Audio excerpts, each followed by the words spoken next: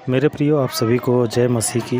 आज हम जिस विषय पर चर्चा करने जा रहे हैं वो विषय है, क्या प्रभु यीशु मसीह कभी भारत आया था।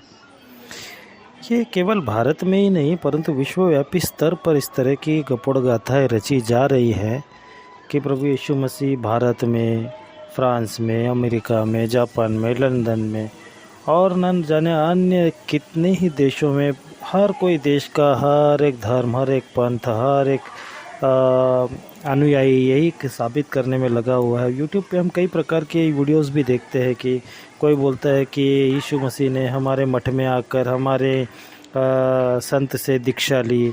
कोई कहता है कि हमारे कुल में आके, हमारे गुरुकुल में आके शिक्षा ली। परंतु पवित्र शास्त्र इसकी जो देता है गवाही वो बिल्कुल भिन्न है, बिल्कुल अलग है।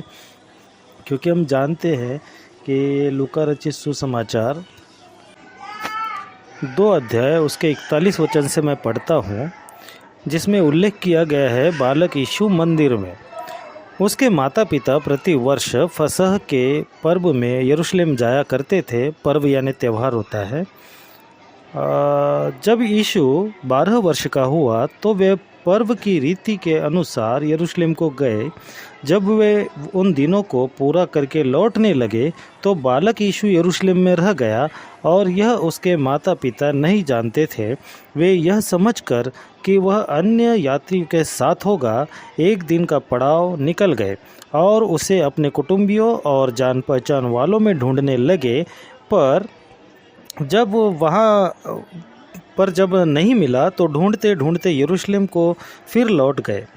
और 3 दिन के बाद उन्होंने उसे मंदिर में उपदेशकों के बीच में बैठे उनको सुनते और उनसे प्रश्न करते हुए पाया।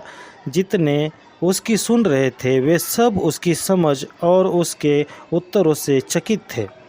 तब वे उसे देखकर चकित हुए और उसकी माता ने उससे कहा, हे पुत्र, तूने हमसे क्यों ऐसा व्यवहार किया? देख, तेरा पिता और मैं कुढ़ते हुए तुझे ढूंढते थे। उसने उनसे कहा, तुम मुझे क्यों ढूंढते थे? क्या नहीं जानते थे कि मुझे अपने पिता के घर में भवन में होना अवश्य है? परंतु जो बात उसने उनसे कही उन्होंने उसे नहीं समझा। तब वह उनके साथ गया और नासरत में आया और उनके वश में रहा। और उसकी माता ने ये सब बातें अपने मन में रखी और यीशु बुद्धि और डीलडोल में और परमेश्वर और मनुष्य के अनुग्रह में बढ़ता गया। यह संदर्भ हमने पढ़ा लूका रचित सुसमाचार उसके